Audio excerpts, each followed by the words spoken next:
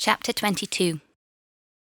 The pub is on the edge of a suburb on the Pressfield side of Widlock. It has a log fire, an artificial Christmas tree swamped with tinsel, and 3 quiz teams made up of locals, and then us. Team name? The quizmaster asks us, looming over our table with a brown clipboard and a chewed pencil. He's basically saying, "Who are you?" Sean looks round at us and gestures for us to come up with something. Jason from the music department shrugs and sips his cider. "Come on, Jen, you think of something." Steph nudges me. "Please, Mrs. Butler." I say the first thing that comes into my head, an old poem about a teacher. "Perfect," Sean high-fives me. The guy writes on the clipboard and gives us a picture quiz sheet.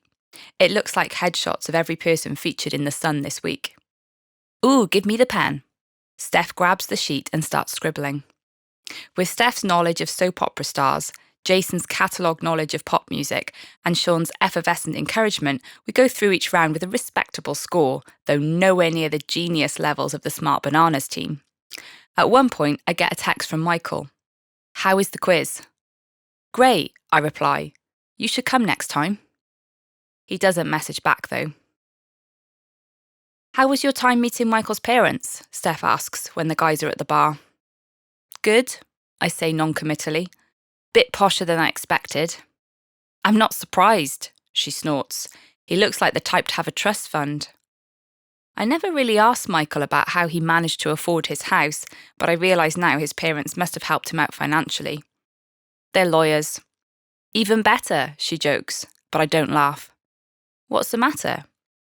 "I think his dad would prefer him to be with someone else." "Really?" She sets down her drink. "Why do you think that?" "He just wasn't very enthusiastic." "Are you the first girl that Michael's taken home?" "Yes." "Well then, it must be a lot for them to get their heads around," Steph reasons. "It's always hard for parents to let go." "He's nearly 30 and he hasn't lived at home for years though." "He's still their kid though," Steph points out. "Parents don't stop being parents." I think of Mum with a pang. "Some do," I remark. "You know what I mean." "Next week we'll be doing a special Christmas quiz," the guy with the microphone announces, to some half-hearted cheers in the background. "Bonus points for teams wearing Christmas hats." "Love it," Sean says. "Come on, team." I'll have to drag out the bag of Christmas party wear down from the loft. Elf with oversized ears or classic Santa hat?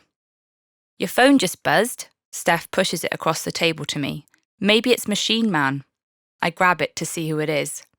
"It's not Michael," I say. "It's about the Parliament trip." I read the message quickly. "I'm really looking forward to going to London with all the Christmas lights. I'll be gutted if it gets cancelled." "We're 1 staff too short, so we need someone to come with us," I tell the others. "When is it?" Sean asks. "Friday." "Count me in then." "Thanks, Sean," I say gratefully, and start texting the history department. Michael's reaction the next day is less enthusiastic. "You invited Sean? The trip would have been cancelled otherwise." "I'm sure they would have no shortage of volunteers to go Christmas shopping in London," he sniffs, riffling through papers on his desk, even though they are already organised by class, task, and probably in alphabetical order.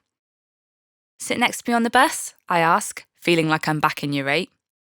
"Of course," he says, "but no holding hands, the policy and everything." "I know," I sigh. Michael hasn't said much else about the policy, although he reassured me that he would talk to David. That evening, it's the Shakespeare show.